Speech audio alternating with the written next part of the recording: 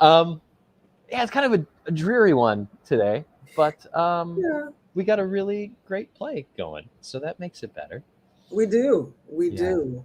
Yeah, we had So, some talk back last night too. how was the talk back last night? I didn't get to stay. It was really, really good. People were really intrigued Uh huh. by the play. We had some really good questions, really Nice. thought provoking. So it was really good. Nice. So, in a couple of sentences, for anyone who has not seen it, how would you sum up Stu? Stu is the story of a family, three generations. It's Mama and her daughters and her granddaughter, and they are preparing a meal for a special occasion. And all of the things that go into family gatherings occurs. All the ups, all the downs, all the ins and outs of when family gets together. Uh huh. And Yeah. gets together in a kitchen specifically. Mm-hmm. Yeah, Mm-hmm. Yeah. Very universal story for sure. for Yeah. sure. If you've got And together with your family at Thanksgiving, that's what this yes, is. you've experienced this story. Yeah. Yes. And the thing that I love, one of the many things that I love so much about this play is the universality of it Yeah. being told specifically through this lens of the lives and relationships of three generations of four Black women. Mm-hmm. Mm-hmm. Yeah. Yeah. Exactly. It's yeah, like I said, it's so universal. Everybody can relate to it. I heard some patrons talking about just how much they related to it as they were walking out, and I Yeah. thought that's great. That, Yeah. that's it, because everybody has family, Hmm. everybody knows joy, everybody knows pain, and those things are universal across the board. That's what makes us Yeah. human. Yeah. That's the connection. And the thing I love about the characters so much is how specifically drawn they are, right? And everybody being able to find some version of themselves in every single one of those four people at different stages of their lives. Yeah. Malkia and I were talking. Malkia Stampley, who directed the play, did a Hmm. wonderful job directing the play. Absolutely. We were talking online just shortly before you all opened, I think, right before you moved into tech, Hmm. and both decided that we are both very much Lillians. The second oldest character in the play, Yeah. Mama's daughter, who is sort of forever running around trying to hold all the things together and keep all the plates spinning without Yeah. losing her own mind or heart.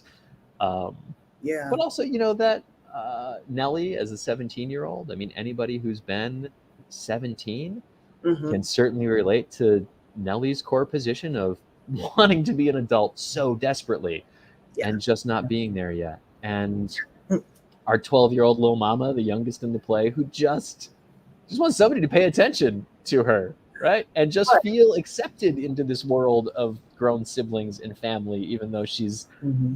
age-wise and developmentally way at a different point. Yeah. But what about Mama? Talk about your character a little bit. What's her deal? What's going on with her? Oh wow. Yeah. Mama.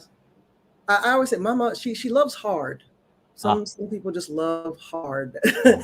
and that's her. She does what she thinks is best and how she thinks she should, Hmm. based on how she was raised.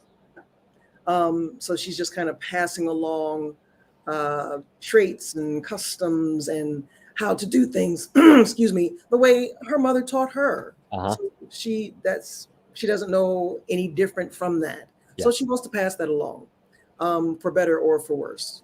But it comes from a place of love, for sure. So I can definitely relate to that. Um, and yeah, she's got some things going on, and she's trying to hold it together. And I think Mama is very funny. Yeah. She's funny in that way parents are. My parents are like this. They're funniest when they're not trying to be funny. Absolutely. they're, Absolutely. they're hysterical, and I think that's how Mama is. She would not consider herself funny, but she's very funny, Yeah. just in being who she is. She's just, like I said, she loves hard, and she's just not loud, but she is formidable for sure. Absolutely. And if Mama says it, it's law. So It must let be it be. done. It is the truth. That's right. So let it be Yeah. done. So yeah, but it's so funny. I'm thinking about what you said about you and Okia are a Lillian. Uh-huh. I I'm a Nelly, actually. I was Oh, a Nelly. interesting. I was a Nelly growing up. I was all about I'm getting out of here and I'm going to California and I'm gonna do the thing and Yeah. but at the same time I had a lot of responsibility, like Mm-hmm. Nelly does, Mm-hmm. just kind of holding things down in the household and things like that. So she's very adult. Yeah. Even though she's 17, she has a lot of adult responsibility. Right. So yeah, I can really relate to that.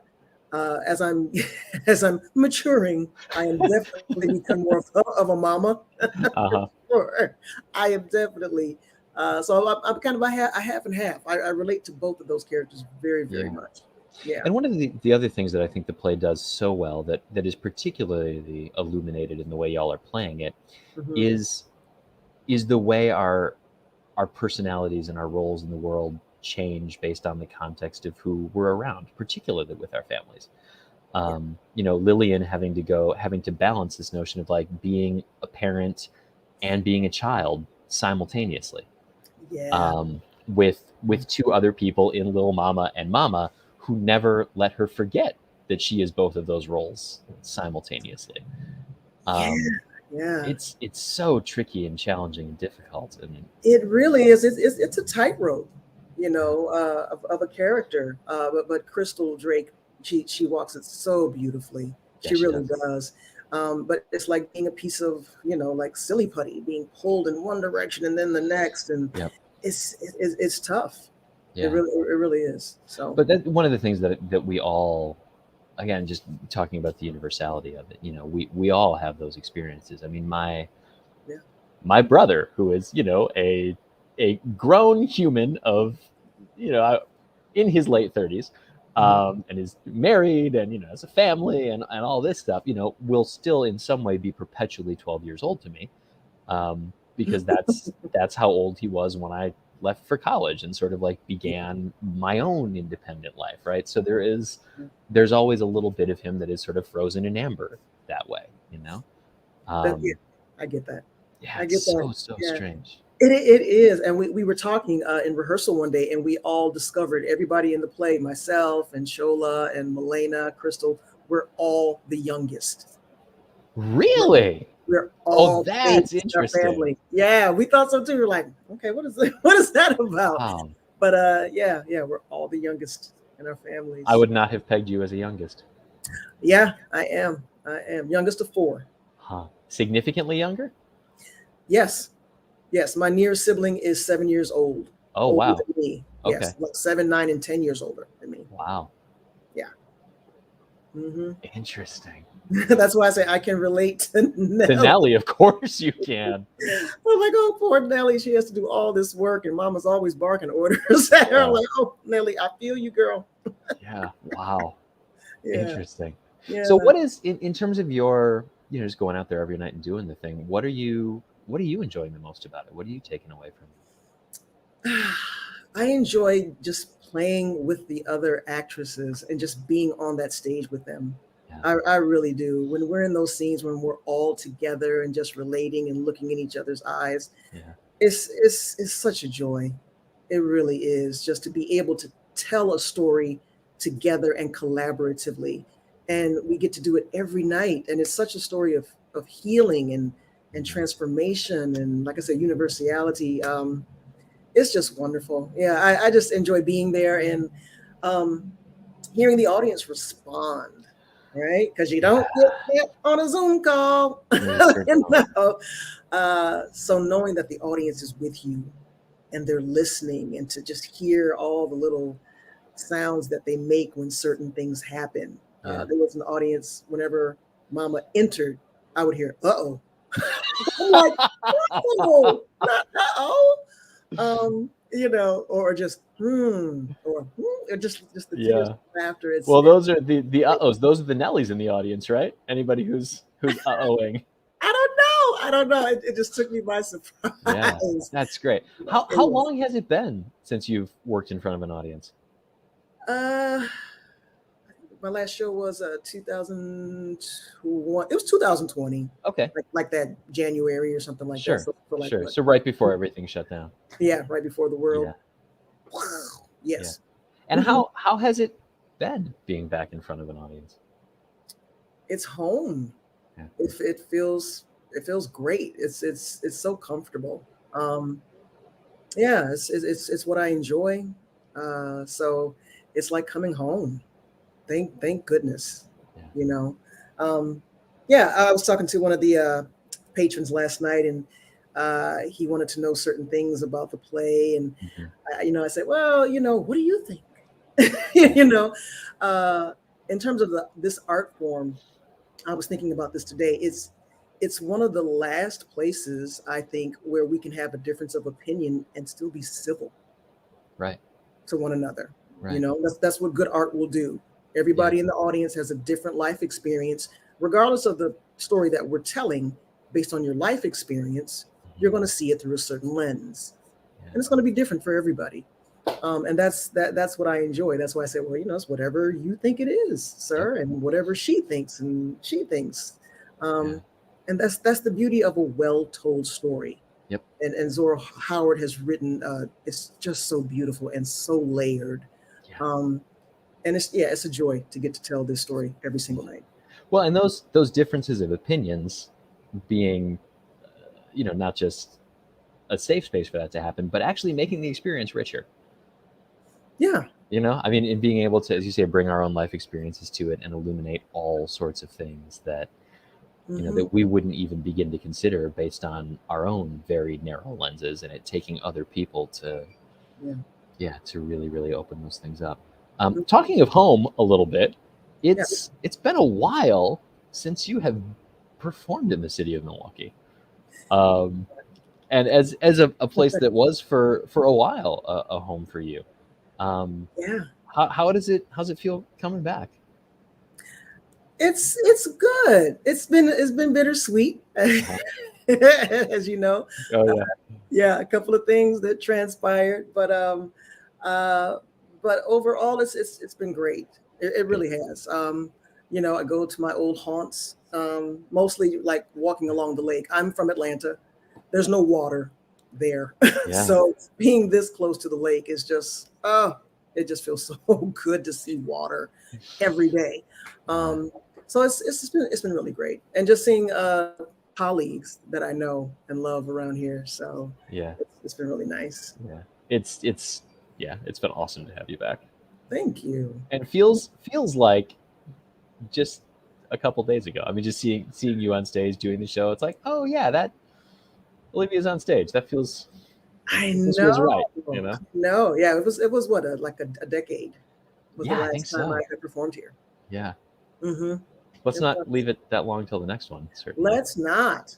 Yeah, and you're doing one more in the state this year, right? You're doing a show with Forward later on the season. I am, yeah, forward in the spring. I hope I can pronounce it right. Mytilenian debate. Uh-huh. Yeah, I'll be doing that with forward in the spring. Nice. Hmm. Yeah, so All I'll right, be. so everybody can get their second dose of Olivia Dawson in That's the right. spring. That's great. Never too much. No, I look. I'm a firm a firm follower of that philosophy. There is no such thing as too much. Yeah. So, well, I know you got a day to get to, and we got a show tonight. But why should people come see this play? Because you will see yourself, you will see your own family. Uh, Again, like I said, I think it's a story of healing. Mm-hmm. How families can come together and really talk and open up and connect. Yeah. And everybody can relate to that, and we all need that. Yeah. So yeah, and you'll laugh. It will make you think. Yep. You might shed a few tears. Mm-hmm. We'll see. But yeah, I mean, it runs the gamut of emotion and just the human experience. Yeah. There's a lot to this story of stew. Like I said, it's a lot of layers, like a stew, Like a stew. Like a if you stew. will. And that notion of being intellectually engaging too, not Yeah. not to give anything away, but there is a layer of theatricality running through the play beneath that family story and beneath the character relationships Right. that surfaces in a significant way. That one of the things that I'm enjoying most is watching audiences respond to the play. Is as that layer comes to the surface, everyone at different points and different moments realizing it and then immediately after curtain call, turning to the person next to them and diving into this conversation about, all right, so what did that mean? What is actually happening here? What is going on? Yeah. In a way that gets them pretty quickly to that core theme of how we heal and how we overcome Mm-hmm. cycles of trauma and received emotional damage, Yeah. in a way that I think Zora would be happy about as the playwright.